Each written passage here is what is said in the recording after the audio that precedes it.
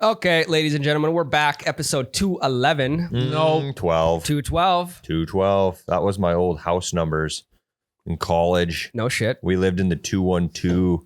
Do you guys remember your locker combinations from back in the day? No.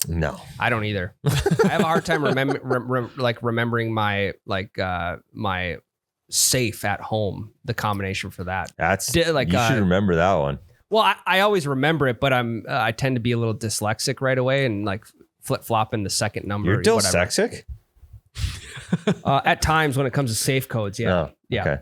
okay. Guys, again, we're presented by Nicolay Law. Yes, Only the we best are. in the Valley.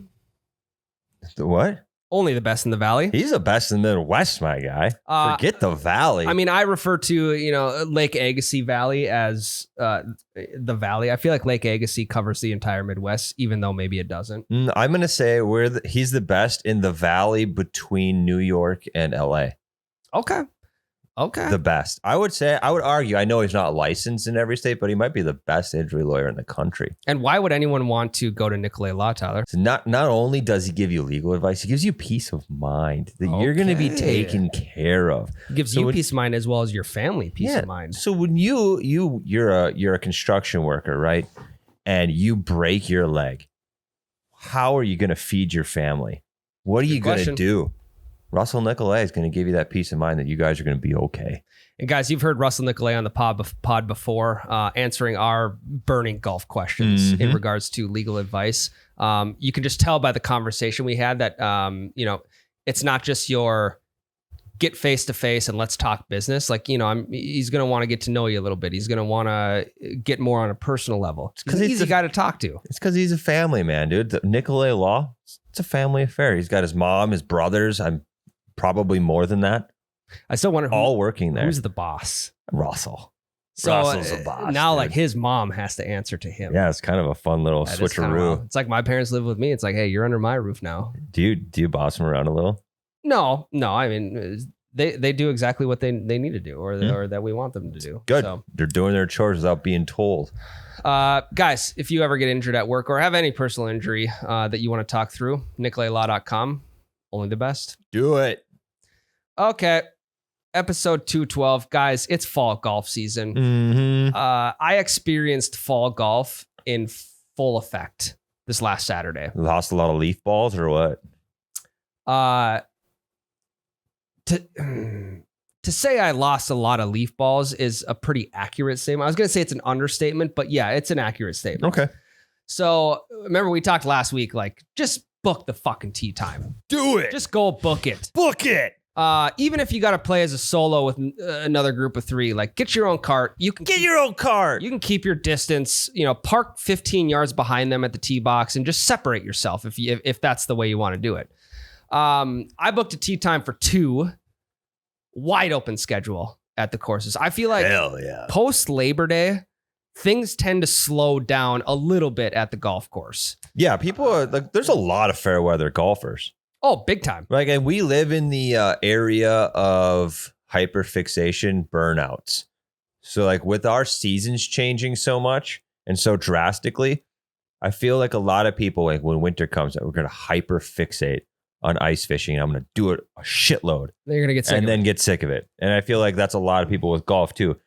The snow melts off. I'm going to golf my fucking ass off. Yep. Really, really hard. And then get sick of it. That's kind of what that happens to us like every July. Yeah, we had that little mid-season slump where we're like, all right, we are golfing a lot, dude. Yeah, late July, early August, I feel like that's when it's the most present for us. Yes. Take a little bit of time off, and then we're back into it in September, early October. Mm-hmm. We get the itch right away when the courses are about to close. Yeah, right when we're like, oh shit, I gotta get out there. And that was me this last weekend. I haven't golfed since I was in Custer, and I golfed Southern Hills. So I booked the tee time, you guys. Booked it. It was a 4-person tee time. I just booked 2. Buddy, I think I texted 5 people and I got no's from all of them. I got a couple maybes, but you can never when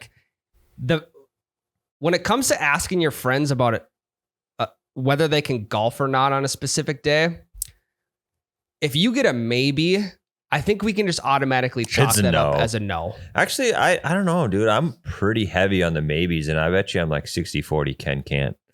And when I say maybe, yeah, it's like. Are you saying like they actually hit you with the word maybe, or they're like, I'd love to, but I got to check? I'm a maybe. Okay, so if they do say the word maybe, it's a fucking no. But if they're like, I don't know, man, maybe I can, I have to check first. Yes. Then I think that there's a half a chance. Yep. And that's usually that's me too. If someone's like, hey, you want to golf on Friday? It's like, I'm a maybe right now, but I'll let you know by the end of the day. Mm-hmm. If they add more details, then there's actually a chance they could go. Yeah. If they just text you back and be like, yeah, I'm a maybe for Friday, chalk it up as a no. Mm-hmm. Probably just not going to happen. So you went solo dolo. Went solo dolo Saturday. Did let the clubhouse know, hey, the other guy is not going to show up.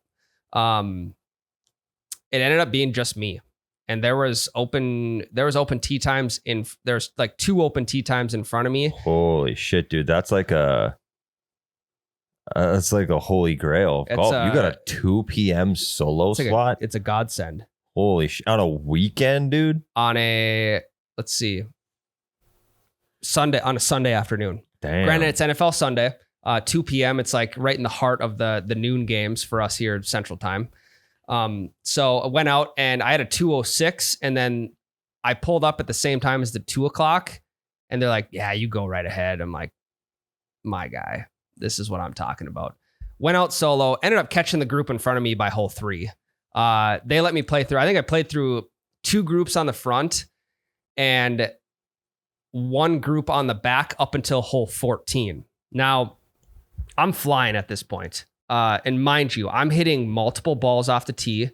I'm losing multiple balls off the tee. I'm pretty much hitting balls off the tee until I get one that I know I can find and is going to be playable. Because number one, the first drive I hit on the first tee box, probably, okay, Mapleton, the silo on the right side. Yep. That's like it's a landmark. Hit my first drive and I see it bounce once and I see it bounce twice. I go in the exact direction it should be. Could not find it. Yeah, dude. The leaves are tough. Every single leaf is on the ground. Yep. So I ended up just dropping one. And I continued to do that. I'd hit multiple chips, this, that. It was fucking awesome, you guys. Did you clear your bag out of balls? Dude, I was playing with a Strixon Marathon for like 3 balls. I ended up finding just like out in the wide open, but around all of the leaves, like one of those, the TP5s with like the diamonds on them. Oh, yeah. I'm like, okay. The first time I teed that up, gonzo. Wasn't meant to be.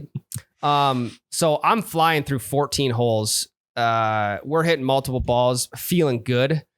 And then I get to number 15 and we are absolutely bottlenecked. Weird. There's a group of 2 in front of me and there's a group of 4 in front of them. So I get to number 15. The group of 2 is waiting for the group in front of them. So they haven't even teed off. And so there was 2 groups waiting on every tee box from hole 15 to hole 18. You didn't just join the twosome? Nah, no. Was it discussed even? What do you mean by that? Like, because you typically when you end up in a situation where there's 3 groups and 2 of the groups are incomplete, they'll be like, you want to just play with us? Well, I don't think they had, even if they wanted to ask, I don't think they had the opportunity because I was parking like 30 to 40 yards away from the tee, but I also didn't want to pressure them. Yeah. But I think I played the first 14 holes in like an hour 45. Nice. And I think I played the last 4 or 5 holes in like an hour. Yeah. So it took me a little bit longer, but again, I was out there by myself. I didn't have. So I bet you that on. foursome dude was probably teed off at like, you were at 206. I bet you they were like a 115. Probably. And they were just really slow and it took that long to catch up. Older guys. Yeah. It was windy out too. But when it comes down to it, I'm glad I booked the tee time. I was searching for that specific time where I had some open slots around me, just so better chance of playing by myself. So if that's the last round of the year, I'm happy with that. Now my score doesn't reflect that. Not that it really mattered because you add up all my shots, probably shot like 100. Oh yeah. Shooting, leaf balls, all that type of shit. So it's good. I'm glad I did that. I may get one more round in because they said they're maybe going to stay open till the end of the month. Nice. But we'll see. So if it's the last round of the year, it's the last round of the year. I'm happy with the season. It is what you got that. You scratched that last itch. I did. Yep. It's good. And there could be one more time. So we'll see. Yeah. I also played. You did. You played one of the best courses in Minnesota. Played one of the best courses in Minnesota with the best guy in Minnesota. I'd say the best guy, one of the best guys in the Midwest. Yeah, I would give him. He's the best guy in the valley between New York Yeah. and LA. Yeah. I tell a lot of people G Dave and GK are salt of the earth type of people. They are great humans. I love them. I'm very, very lucky to have them in my lives. Yes. But yeah, end of the year showdown, 3rd year in a row. We've done this at Cragun's, me and Grandpa Dave. And I will pull up to the course. Grandpa Dave's talking shit the whole weekend. We roll into the timeshare. Grandpa would like me to note that some things have changed at the timeshare. Different countertops. Okay. Different countertops. I mean, what are we talking quartz or marble? They look nice. I don't know. And then a different couch than the one that was there 30 years ago. Okay. Everything else is the same. It's not a pull-out couch anymore. It is. Oh, it is. It's just a new height of bed. Oh. Grandpa just wanted me to make that note. Some things have changed. But I get there, roll up, Grandpa already talking shit. What's Grandma Kathy think about G Dave's potty mouth? She wants me to beat him so bad. Okay, good. And I even made the comment as we were leaving because we get there Friday night, the round is Saturday morning. We wake up Saturday morning, the shit talking continues. Now, did she I'm sure he has conversations with her about this match. I'm sure. I wonder if he was like, I guarantee you he's way less shit talky to her than he is to me. He's like, oh, he's probably like super pleasant and nice. Like, I'm really looking forward to the round with my grandson. And then I see him, he's like, ready to get your ass kicked. But then Saturday morning, shit talking continues. And I made the comment to everyone as we were walking out the door. I'm like, you better all hope I win or we're going to hear this the rest of the weekend. Oh, yeah. So we get there and I have the bright idea to make Grandpa Dave his own Instagram page. I saw that. I actually really like that. It's because I was going to just tag his personal page. I went to his personal page. There's like too many pictures of my kids and like family stuff. So he is now the G Dave. I showing my wife that actually. He's doing all right for followers. And I didn't realize that when you put your first profile picture on there, it posts it as a post. Oh, okay. So I didn't post that picture. I just set that as his profile. Huh. And then it posted it. So Grandpa Dave is up, or DG Dave is up on Instagram if you want to follow the old man. Just all one word or any underscore? Yeah, _G_Dave. Okay. And THE_. Yes. Yep. The comments on the first post are crazy. Read them. Rockstar, sexy G Dave, hell of a hawker, Ball hawker. Yeah. hell of a hawker. That's it. Anyway, so yeah, that's how we spent the first part of our round because the two of us are notoriously early for everything. And then when you combine the two of us, we're going to get there really early. Course was pretty busy. It was actually the second to last day. We always do this. We accidentally show up just booking a tee time regularly. And it's like the last day or the day before. Shit. That works out. Course was kind of busy. So we putzed around. I made an Instagram page. We get up to the first tee, lot of build up. We both fucking shake. Grandpa shanks his drive right down the cart path. Ding, ding, ding, ding. Now, was it whole? What course at the Dutch? The Dutch it's hole the one. one we play for the Pro-Am? Okay. Yep, but we started on 10. So this is on 1 now off by the putting green. Gotcha. Yep.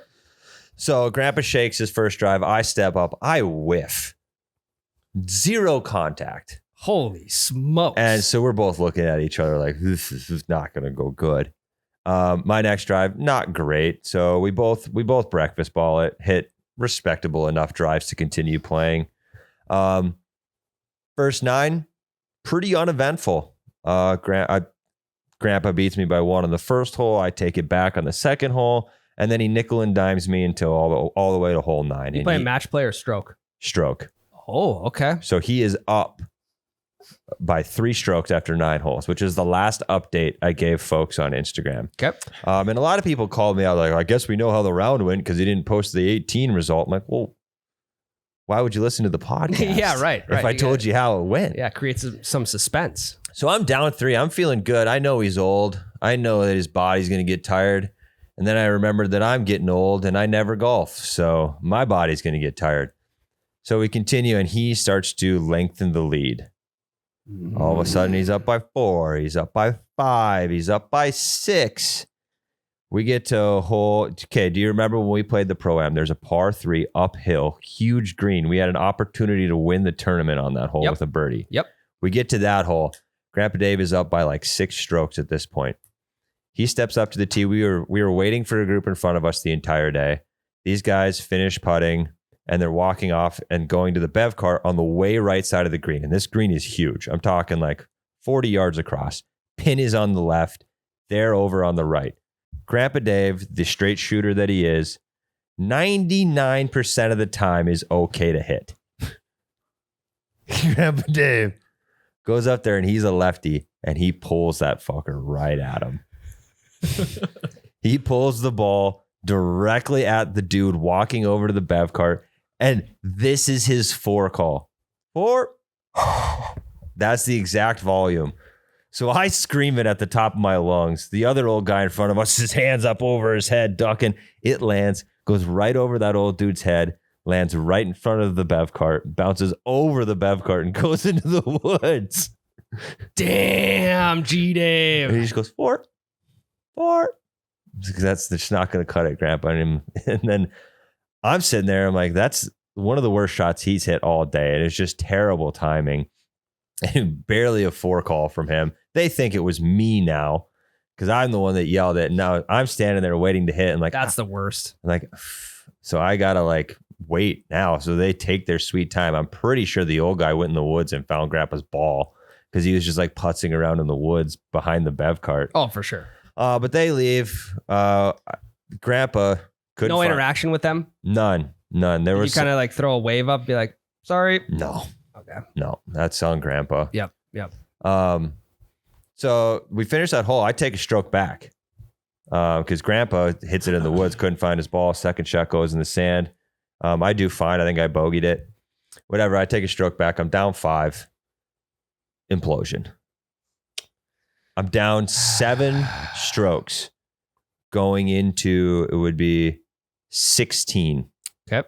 Down 7 strokes into 16. A lot of ground to gain. I need an Aaron Rodgers-esque Hail Mary at the end of the half to Richard Rodgers type of performance if I want to have any sort of chance. You almost got a birdie out the last 3 holes. Pretty much. Or you hope that your old grandpa chokes bad. And boy, did he. Grandpa, really? Hole 16, first shot, woods. Second shot, woods.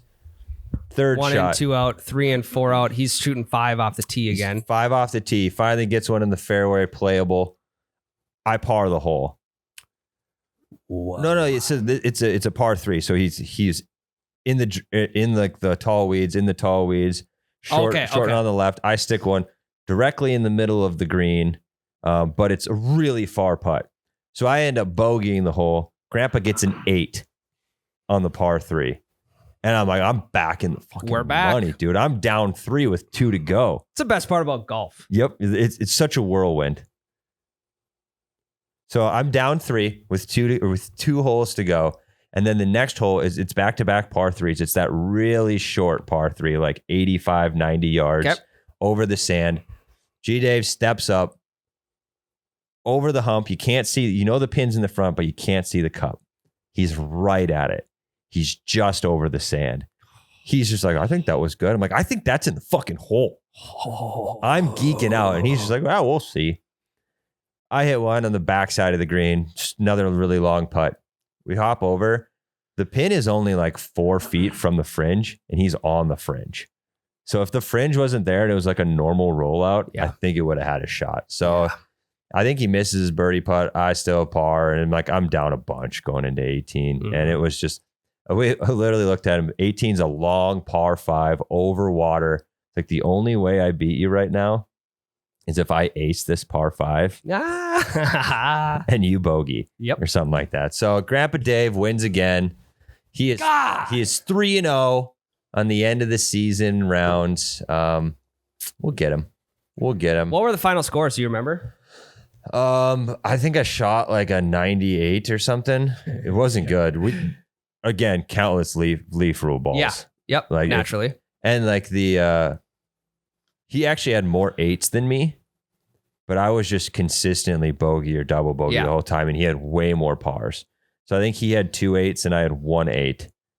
But he was pars and bogeys, and he nickeled and dimed me up and down the 18, and I was bogeys and doubles.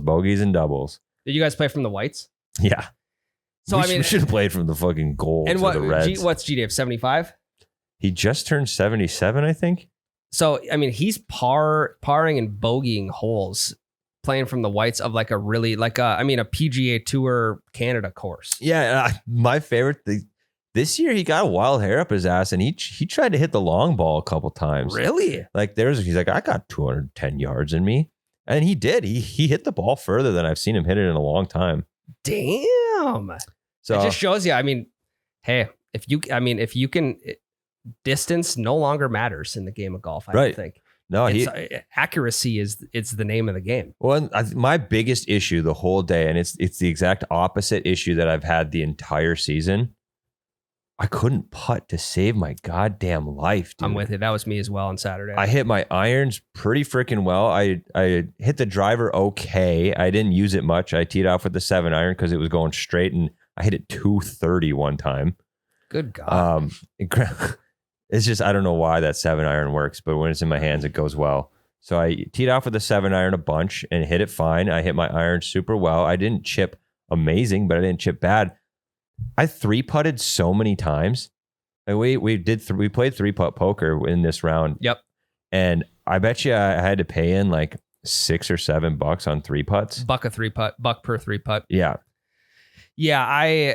Putting for me these days it's now just pure luck. Right. Like because it seems like I mishit every putt. So hopefully hopefully I read the line wrong and my miss hit Yeah. actually turns out to be a good putt. That's honestly That's how where I I'm at. felt. And I couldn't even make 2-footers.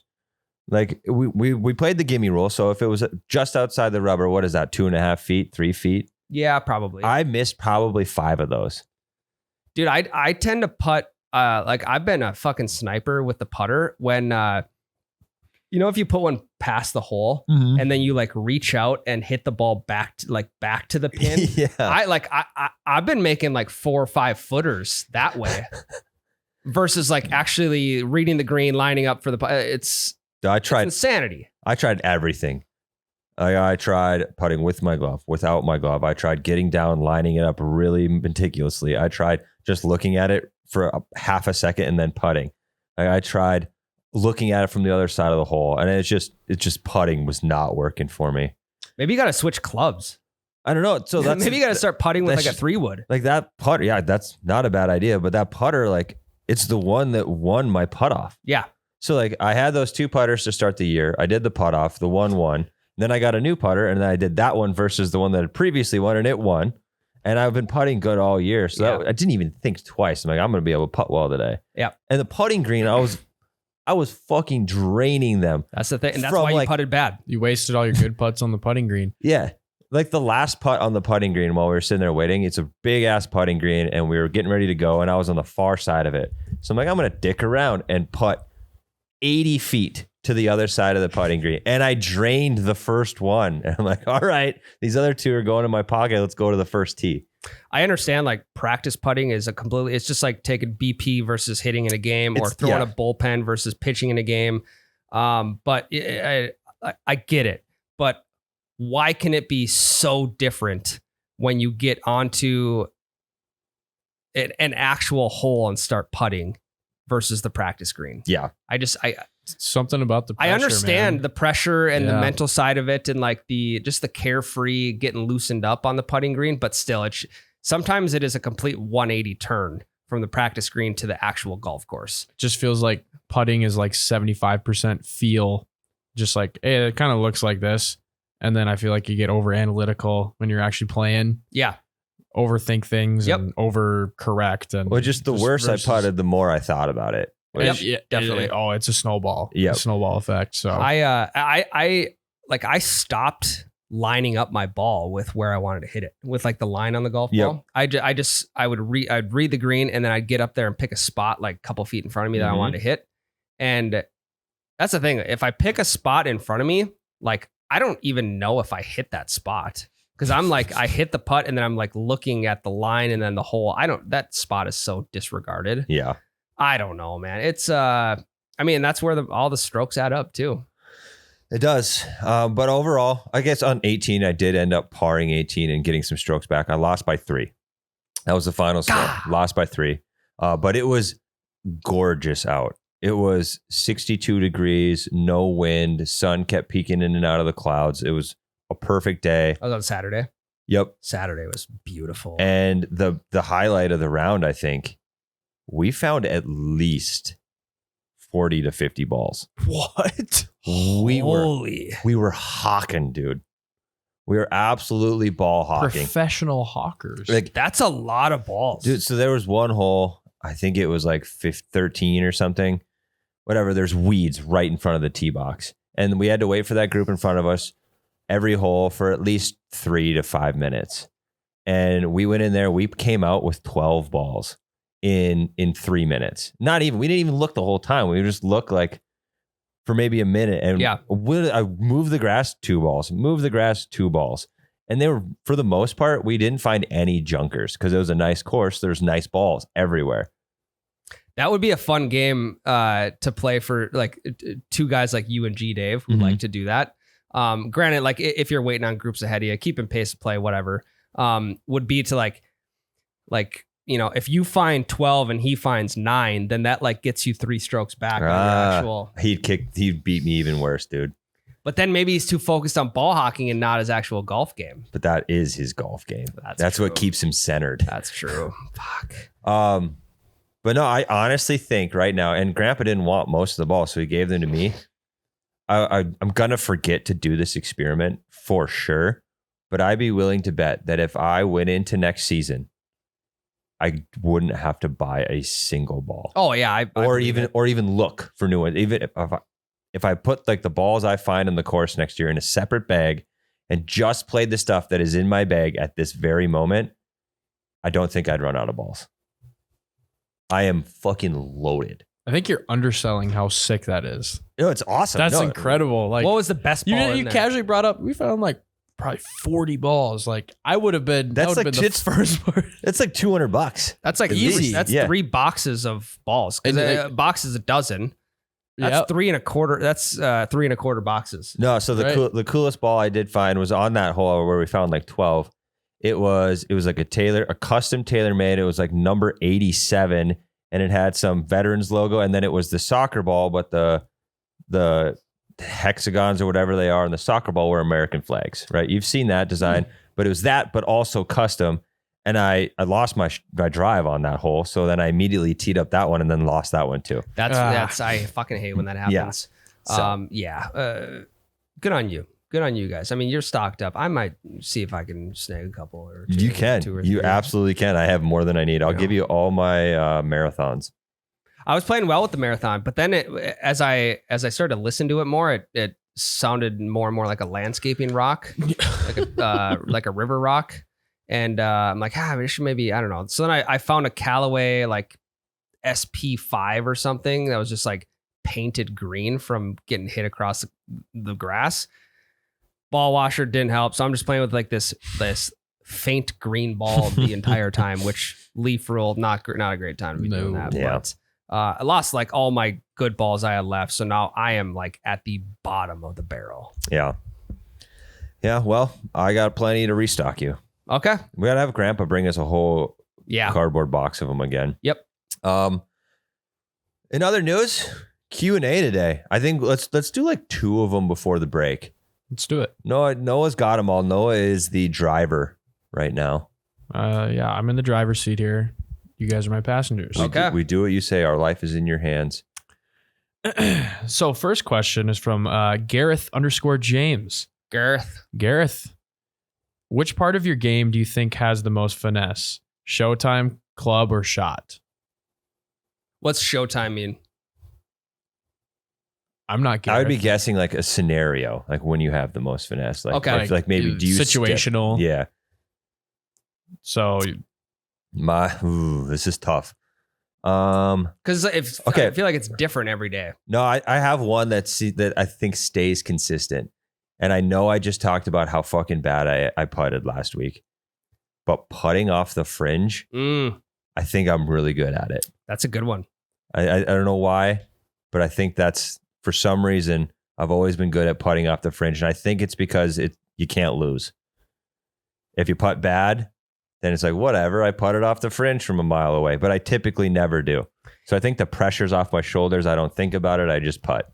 If you putt off the fringe and then if you putt off the fringe, you putt again, miss, and then putt it into the hole, are you counting that as a 3-putt? 2-putt, baby. Okay. Doesn't count till you're on the green. I like that. This last weekend I was counting them as 3 putts because there were a couple fringe putts. I think statistically they don't count as putts, even in like Okay. PGA rules.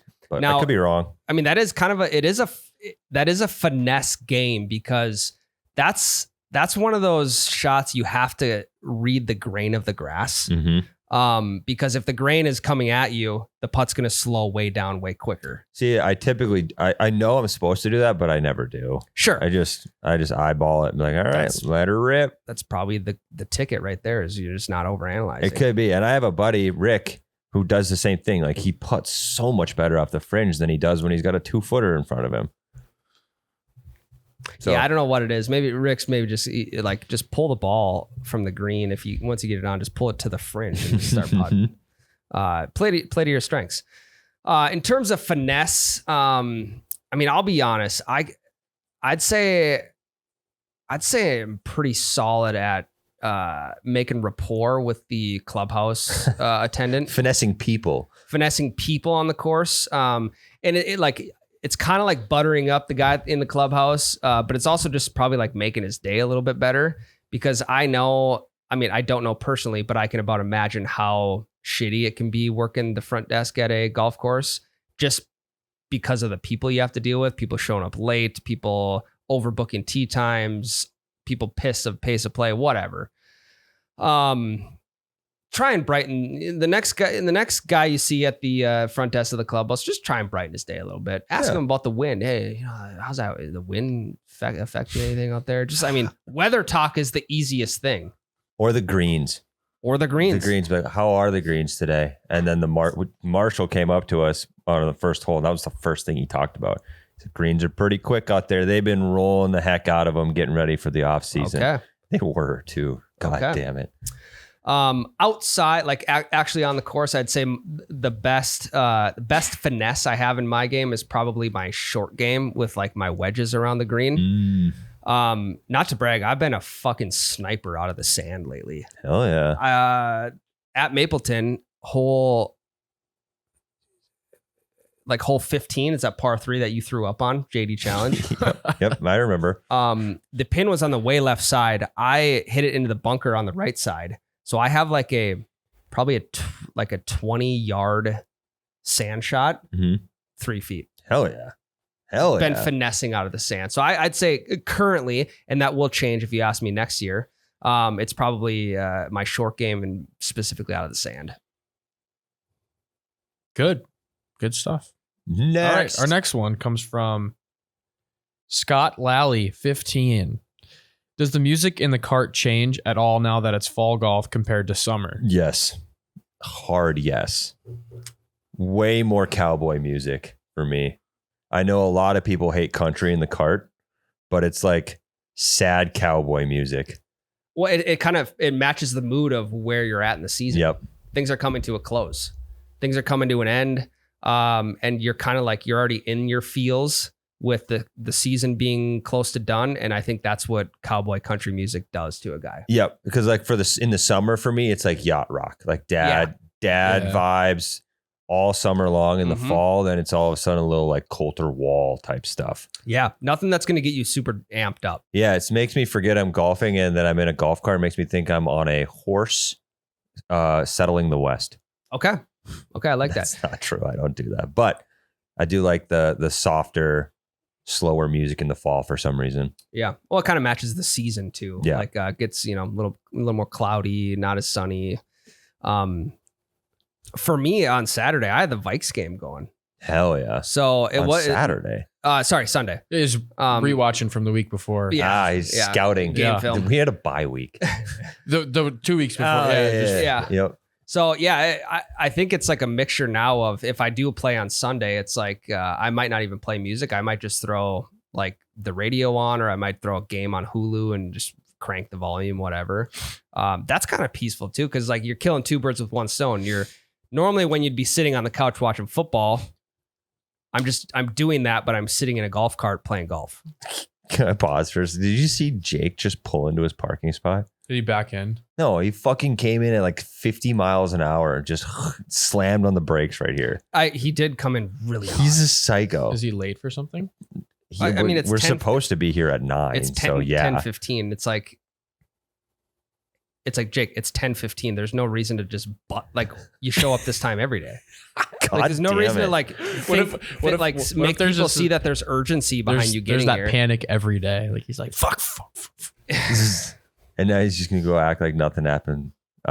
Anyway, let's take and he's not going to get his product photos done. So no. we all know that. God damn it, Jake. Let's take a break. We'll be back with more questions from you listeners. Hit us with some more cues, my guy. Okay, this one's from Of the Lion 89. When is the hero shot the right time? If you asked Tyler this question 5 years ago, every time is the right time.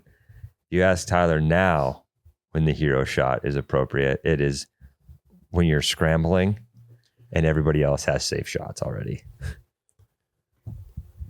Yeah, I'm never when you're scrambling and everyone has safe shots already, or you're down by 5 against your grandpa and you got to make a miracle happen. yeah. If they're like, if there's no hope left, like if you're playing against a buddy, whether it's for money or not, but if you're just playing against somebody, I think there's a time and place for the hero shot. If you get down by a decent amount of strokes, then absolutely pull that thing out.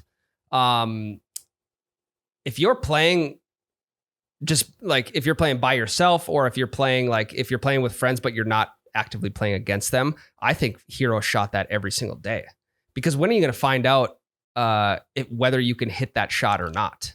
I mean, you can't do that on the range. So you're supposed to practice how you play. So if you're on your practice rounds, when you're solo dolo, you're hitting hero shots, then you should hit hero shots in your money rounds, because that's what you're practicing. That's true. I still don't think I can agree with that though. I'm so much more likely on my own to play a safe shot. One, because no one's going to be there to make fun of me for playing a safe shot. Two, it's like I want to see if I can do real golf shit when I'm on my own, because there's a good chance I'll fuck it up, and there's no one there to see that. Okay, that's true. I had a hero shot opportunity this last weekend. It was Mapleton hole 10, which is like it's parallel with hole 18. Mm-hmm. There was a group like sitting on the women's tee box of 18, so like middle of the directly across the middle of the fairway on number 10, and I hit it left, and there's probably like an 8-foot gap in the trees all the way to the green.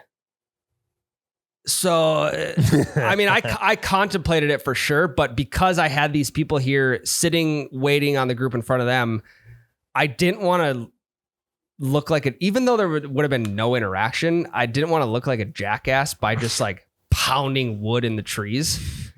So I went with just like a casual chip shot punch out back into the fairway, and then went about my business there. So I don't know why I got a little bit gun shy when it came to that one. I don't fucking know these people. You're the best at accidentally hitting it through the trees. We've determined that you're the best at it. But if I'm aiming for that gap, I am not going to hit that gap. So what you should do in that scenario next time is find a smaller gap and aim at that smaller gap, and then you'll probably hit the big one. Or I should try and find something that I can try and hook the ball around. Yeah. Those tend to, I don't know, because I'm not supposed to be hitting that shot, but you do it anyways, and it tends to work out. So I don't know, maybe just got to switch it up a little bit next time. The next one is from, I'm not even going to try to pronounce that username. Hole in one. Try it, please. Yeah, you got to give him the cred. Granted, Oh, Granada J. Granada Jade. Oh yeah, I've seen this guy comment before. I think Granada J is how we say it. It looks like it. Granada JD 13. Yeah. He says a hole in one during a pro-am or a state record buck or fish. This is such an easy one for me. Oh, that's It's not so even easy. close, dude. Big buck, Absolutely. hands down. See, I would swing the other way. Yeah, you don't hunt, do you?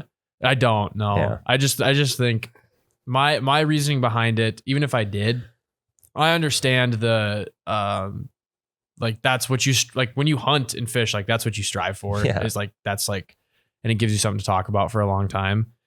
I just feel like the energy of a pro-am hole in one has to feel insane because of like sure. there's like some form of like there's people around, and I feel like if you're hunting and fishing, how many people do you have with you max? Like Yeah, but then the whole state hunting Yes. community That's finds out right. about this record you shot. Right. The Yeah, publicity that's that true. you get, and just like the recognition for a state record buck or fish is, I mean, that's forever. So It's true. Yeah, you're gonna if you hit a hole in one at a pro-am, you are going to have a really badass 3 days of fame. Yes.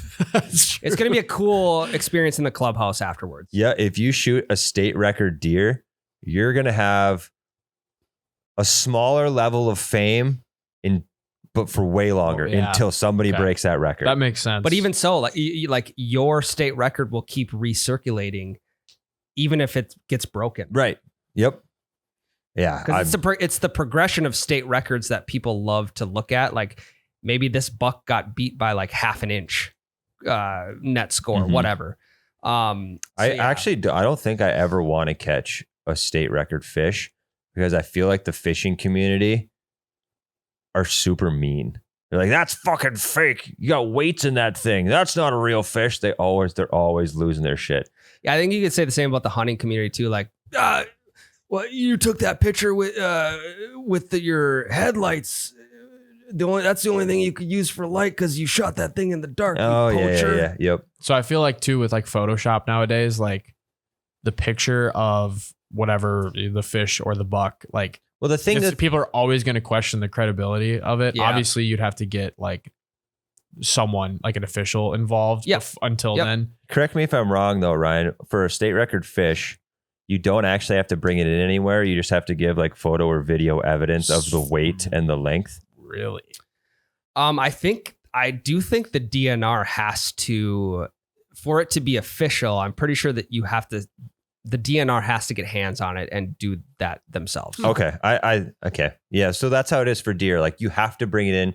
You can't have your buddy score it. You have to bring it into like an Mhm. official scorer. seems like a hassle. Yeah, but if you want that record, Right. you gotta yeah, bring it in. yeah. worth it.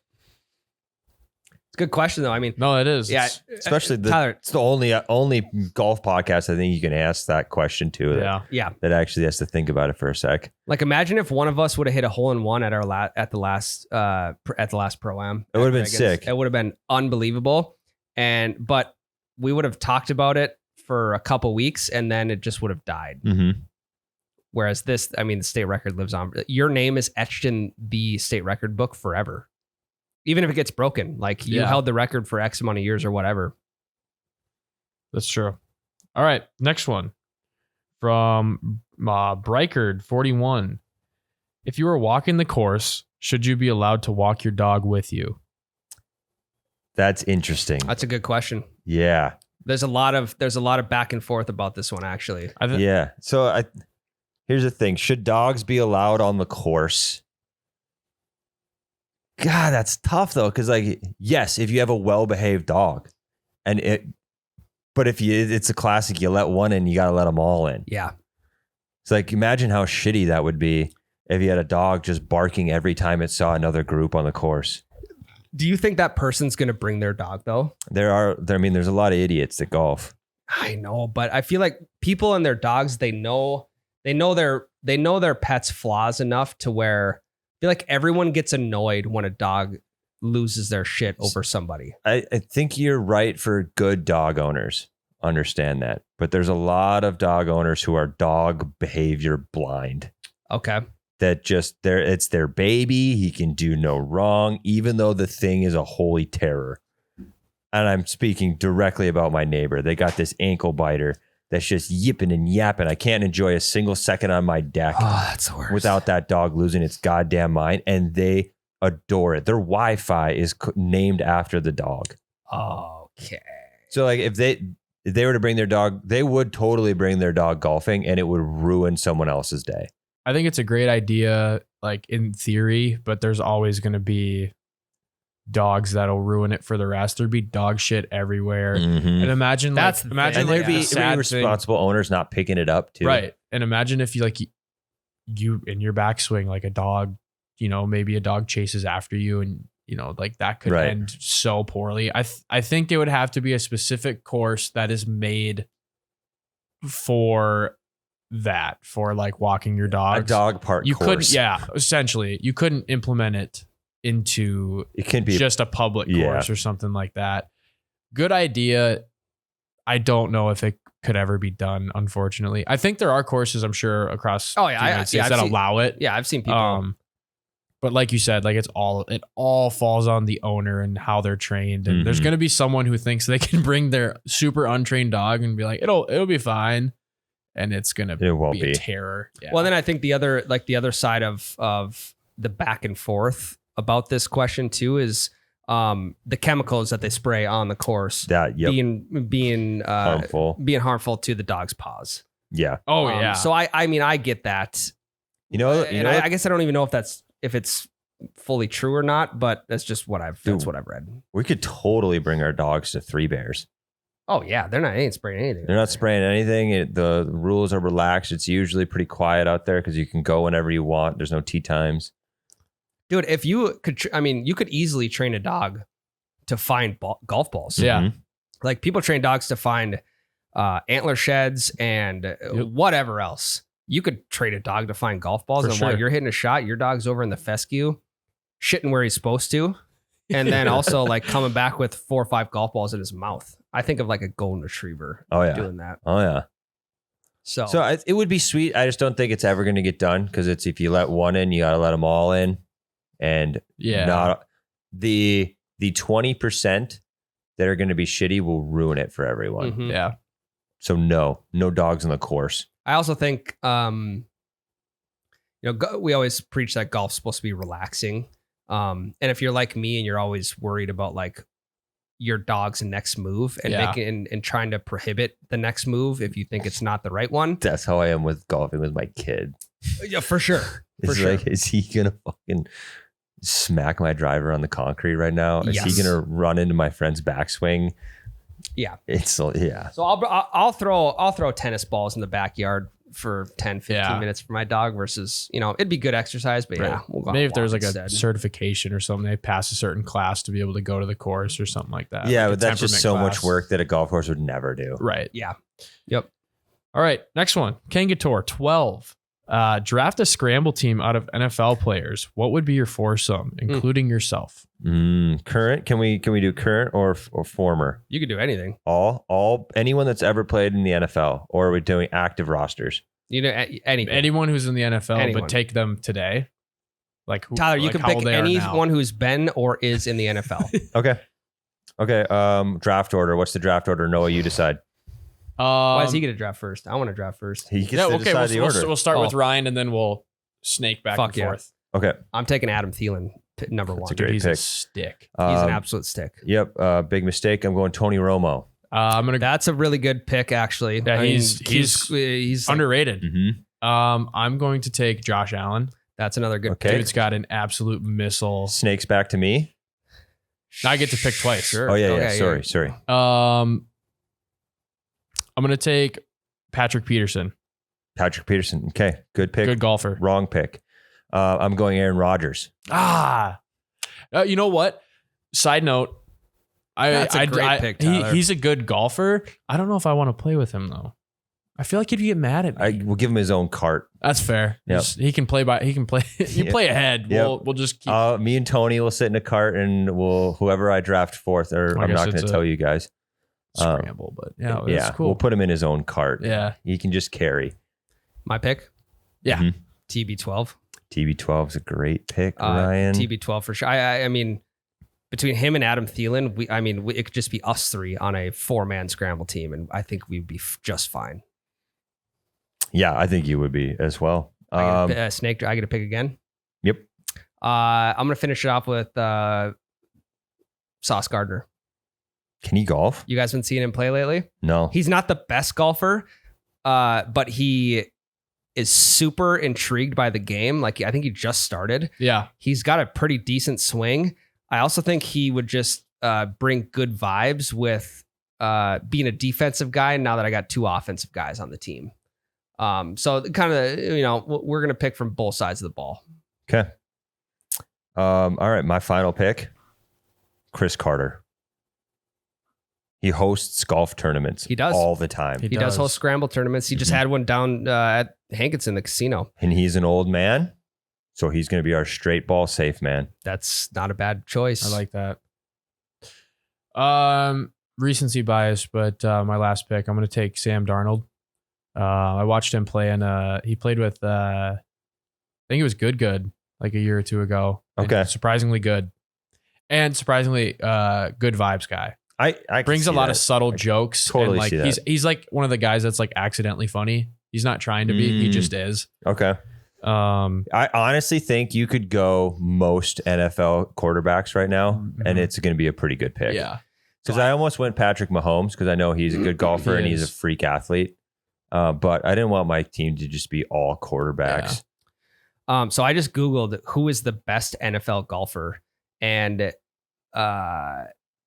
Josh Scobie of the Jacksonville Jaguars is considered to be the best NFL golfer with a handicap of plus 2.5 and a career best score of 62.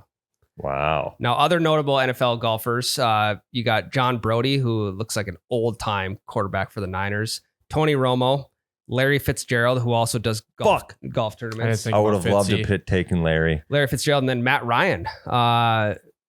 He looks like a golfer. 2.3 handicap. Wow. Larry Fitzgerald won the Pebble Beach Pro-Am twice. Tony Romo won the American Century Championship twice. Yeah. And then this John Brody qualified for the U.S. Open after retiring from football. No way. So We absolutely whiffed hard on Fitzgerald. I forgot and about Brody. Fitzy. Me too. now this is interesting because I thought, I mean, you look at golfers I don't think there is a golfer that could go play in the NFL. But there are NFL guys who can come. There are many sports that can come in. And I think that's the great thing about golf is you can go out onto the course and hit one tour level shot in a round. Where I don't think a golfer could go into another sport and score a point in an NBA game or catch a ball from fucking Tom Brady in the NFL or anything like that. I don't think, agree like- 100%, but I got death threats last time I talked about this type of shit. You don't think, like, Really? just- Remember when I did that take where I think that the golf market is untapped because the best athletes in the world are not going to play golf? And then I got death threats, so I'm abstaining. You don't think like juiced up DeChambeau could offer something on special teams? I don't know if he's athletic Not enough. fast enough. Yeah. He's jacked. Maybe he could be Look like at- the look at- personal protector though. Yeah, Look dude, at Brock. Just take a shot to the head. He or could something like that. fucking hold field goals maybe. Yeah. Look at Brock Lesnar or Gable Stevenson. Also weird that 2 Minnesota wrestlers, like Play some in of the the NFL. only wrestlers that have gone and tried out in the Mhm. NFL. Those guys are Oh, jacked up. the Rock played in the NFL.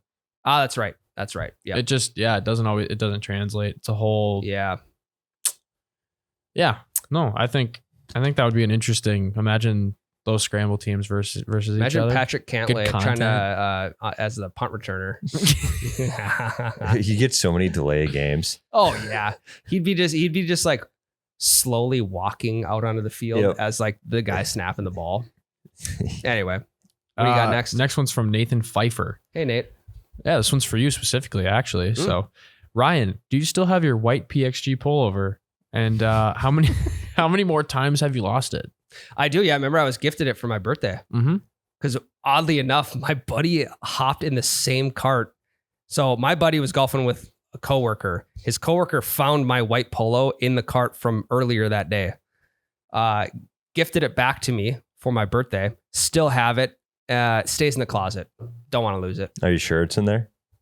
Yeah, Are you- positive. are you Because I sure? actually just put away laundry this morning and Okay. I had Oh. to put something right up next So to this it. is fresh. This is Oh yeah. okay. You I know freshly exactly washed, where it freshly is. hung. He's Love just that. lost it so many times. That's incredible. I did almost forget my TPC Scottsdale waste management quarter zip on Sunday. You got to start putting that shit in your bag. Then it's No. all wrinkly though. No more back Then basket. I can't just go and hang it up. Yeah, but again. if you're taking it off for the day, just put it in your bag. It doesn't matter if it's wrinkly. I'll learn one of these days. Still got it though. Haven't lost it since. Good. Hell yeah. Next one's from W Stokesdale 2. Do y'all have any good drunk golf stories? Okay. I mean, I wasn't drunk per se. I wasn't drunk at all. I threw up during the John Daly challenge. That sucked. Yeah. I felt for you during that moment. Yeah, that wasn't drunk. I mean, one bachelor party.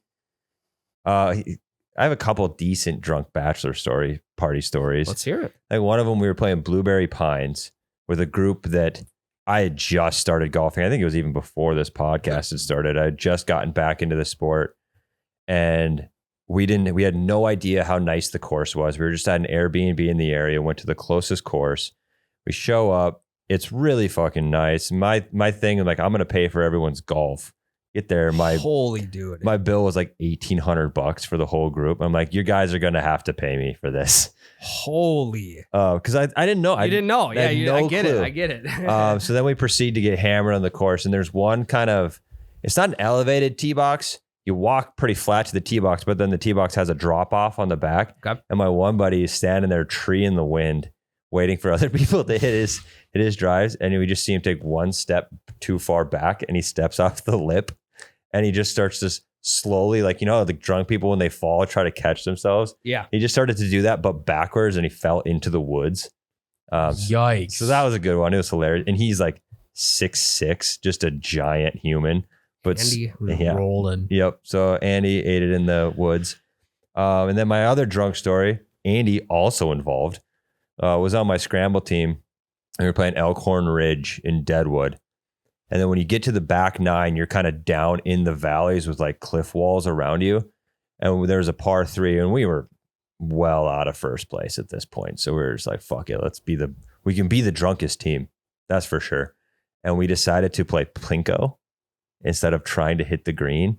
So as to see who could hit their golf ball off of the most cliff walls. That's kind of sweet, actually. But the first one we hit, so it's like 160 yard par 3.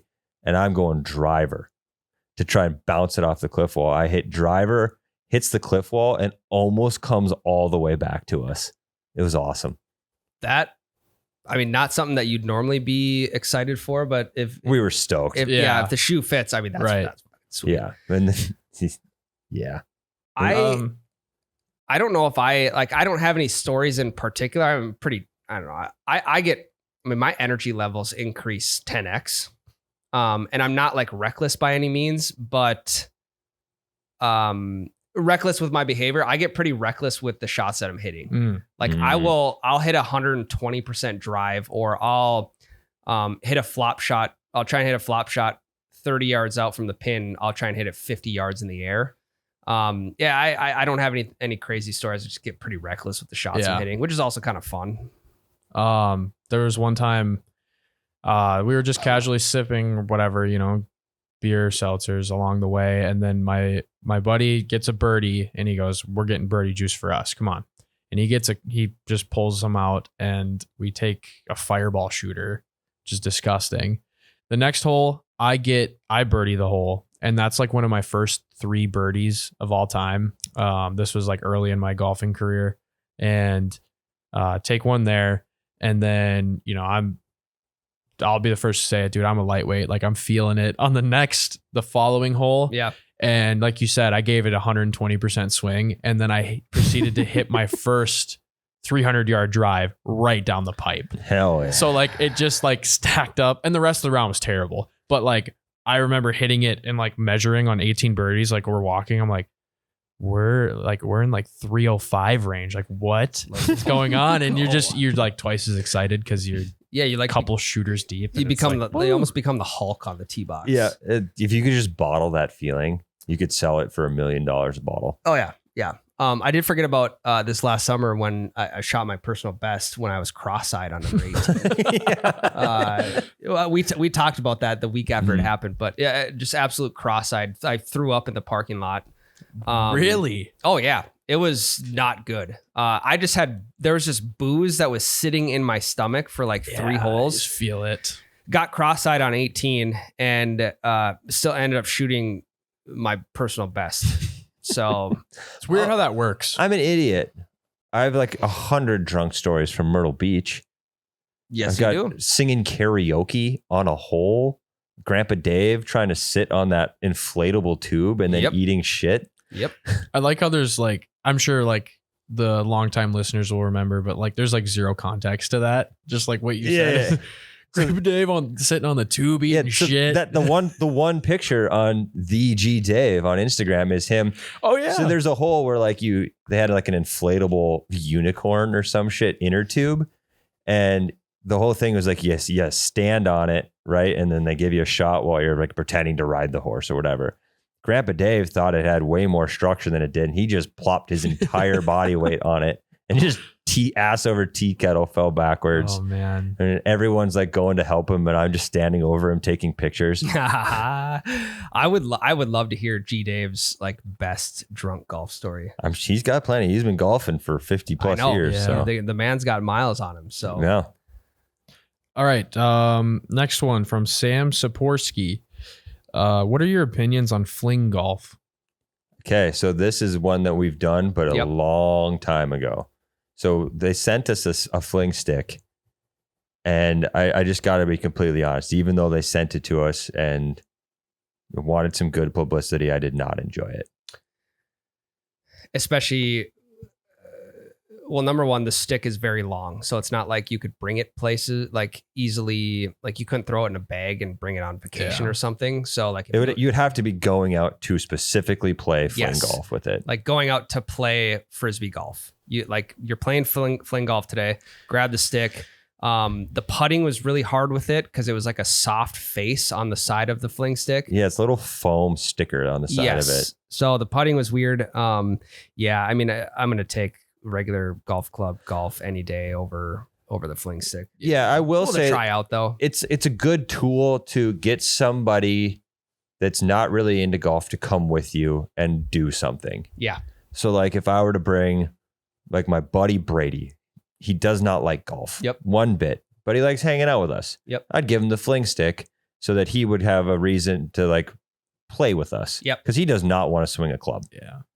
So he's not going to have fun swinging the club because he's no good at it. Right. And he doesn't like to golf. and there's for sure a technique with the fling stick, but like once you figure it out, like I'm not saying I'm a pro with it, but Yeah. once I figured it out, it was the same straight shot every single time. Yeah. I also think too, if you have like any physical restrictions to like traditional golf, like a traditional golf swing, it's probably pretty rare because if you can, fling, you probably can swing. Right. But for any reason, like, I mean, that makes total sense. If other people enjoy it, that's cool. Not Right. for me. There's but- totally a lane for it. It's just I'm not in that lane. Yeah. Yeah. And it's not like the fling stick is one club per se. Yeah. And so like with golf, you take full swings with different clubs to get different yardage. This is all like feel where you kind of got to like flick it just a little bit. Especially around the green. Yes. Yeah. Yep. So I'm out on it, but it was fun to try. Next one from Mad Crazy Connor. How do you get out on the course with 3+ kids? I never have the time. It's That's the question, my guy. That is the question. That's I have trouble 3+, getting out. and that's I have one. So trouble getting out with one kid. I'm gonna be completely honest. I'm asking myself that same question. This is the first summer of my life where I've had 3+ kids, and it's not easy. Mhm. I mean, you can do it. It's just the matter of like, do you want to leave your wife with all 3 kids for 4.5 hours? And if you want to do that, and I did do that several times. Yep. I just felt guilty about it, doing it too often. Definitely.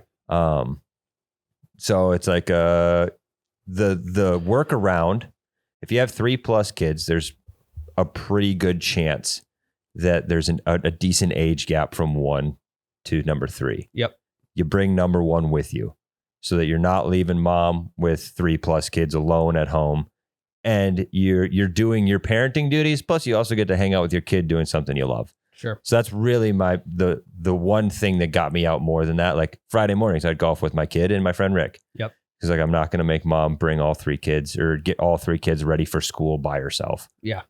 Yeah. That you put it perfectly. I have think, nothing to offer. So I think another way to go about it too is if you really enjoy golf and really want to get out, I think maybe banking up some PTO for the summertime and like taking half days on Fridays to be able to go out and play 4.5 hours, and then you're home at the time you'd be home Normal from work. time. Yep. I think that's also another route. If you really want to get out and play, I mean, you're getting paid to go play golf essentially, and you're getting some time off of work, you know. When I do see people bring their babies out on the course with them, like the golf Me too. stroller thing. Like, Yeah. that's a way to get out with your kids as well. The golf stroller, I've seen people. Kid caddy, yep. You have the shit. Why can't I think of it? Like a car seat type thing in the golf cart? Yep. Like you ratchet strap it down or whatever you got to do. Yep. So like that's your best bet, is taking some of the kids with you. I think especially that's good like early in the season and late in the season when it's still like it's not like 95 degrees and Yeah. For humid sure. or whatever. It's Give funny, them we have like all sides of the spectrum here. It's like 0 kids, 1 kid, 3 kids. and, Yep. like engaged, 0 kids, married, 1 kid, married, 3. Mhm. So it's just like, and even me, like it's hard for me to find time to get out on the course. I can't imagine having Yeah. adding 3 kids on Yeah. top of that, even 1 kid on top of that. It's Yeah, I'd like to rescind a little bit of my take there. It actually, if I am taking a kid with me, it's really easy to get out there. Sure. Like if I have the intention of like, I want to golf with my oldest son, then it's like, all right, absolutely, you go do that. Like Yep. that's mhm. like, it's easier to make time for that specifically than it is to like out of nowhere golf with my buddies and then bring my kid along with. But if there's the intention to golf with your kid, it makes it easier to get a time. I like it. Next one from broccoli_50. Hardest thing for new golfers to learn. How to hit the ball straight. Hardest part for any golfer to learn. I Yeah, think, consistent contact, really. yeah, I think that, I mean, that's a great point. I think that's I'm still learning that. I've been golfing for 6 years. Yeah. Like to hit the ball the same way every time, always have good contact. Like fuck, dude, Honestly, it's a lot. for me, when I was a new golfer, what was like it was like nerve wracking, and I found it affected my game for sure. Was like golf etiquette and understanding like what I can and can't do on the course. Yeah. Like obviously like hitting the ball, you know, consistent contact, which club to use, like there's all that. But then there's also just like that almost prevented me from going out early, going out and playing. Was like I didn't fully understand the game. I wanted to, but I didn't. Yep. Mm. So that was kind of hard for me to start, was just like not understanding what's wrong and what's right. Cause then there's like, you know, there's always nerves of like, is that group behind me going to be like, what the hell is this guy doing? He doesn't Right. even. I mean, honestly, that's one thing that like getting the ball off the ground every shot Yeah. alleviates a lot of the etiquette stuff, Yeah. especially with pace of play. Well, yeah, and that was what I was going to say next. Like, the hardest thing for new golfers to learn is the efficiency of play. Mm-hmm. Hitting going over to your ball while your partner is hitting his ball, and who's putting on the green first, and just being able to like scope that out before the situation even happens. There's a lot of stuff that's just up in the air when you have no experience behind it. So hopefully you're just playing with somebody who can teach you that, and you're also willing to learn, because the pace of play thing, if you're keeping up, that makes a world of difference. That's going to like boost your confidence. That's going to just like settle your mind a little bit. You're not going to be as stressed what people are thinking around you. I think the efficiency is another big thing. Let's do one more question. Pick your favorite. We have one left. Let's fucking go. One left, and I think it's a pretty good one too. This one's from Nagel 768. How do I get my wife to not golf with me? She played in college, but I suck and want my time. That's a very like this question is flipped from what it normally Yeah, is. Like normally she's the golfer and you're Yeah. not. Well, normally we get like, how do I get my wife to golf with me more and have fun? You don't. It's This is a very unique question. I kind of dig it. And it's weird grounds too. Oh, I kind of 'cause- get it though, because like I really enjoy golfing with Lucas Johnson, yeah, but at the same time, like he embarrasses me. sure. He's so Not he's so- unintentionally. yeah, he's not doing it. He's not being a dick, but I feel so much worse about my game when I'm with him. See, and I kind of feel I like playing with people who are better than. And I'm not a good golfer, but someone who is like Lucas, I learned by observing. No, so I like it with like when we did the pro-am, I liked golfing with the pros. I think I don't like golfing with Lucas because he is my golf coach and I feel like I'm letting him down Yeah. Sure. every time I hit a shitty shot. And he's like, yeah, God, Tyler's definitely not getting his money's worth right now because he is snap hooking everything when we just fixed that 3 days ago. Yep. Yeah, I just feel like and he's like 4 years younger than me. That and I makes just feel sense. like I'm letting down my superior. Yeah, I also think if you let her know, like, you know, why don't you want to golf with her? Is it because you feel uncomfortable? Is it because you don't like getting beat by your wife? I think just letting her, I mean, it's your wife. I think you can let her know how you feel in those situations and why maybe you want to get a round in without her. And her being a college golfer, I think she'd probably understand. She knows a lot about the game and the people who play it. So number one, I'd start with lay all your feelings out. Just let her know how you feel. No, That's funny hearing you say that. I don't know why. no, here's join a men's league, dude. She can't come to that. Boom.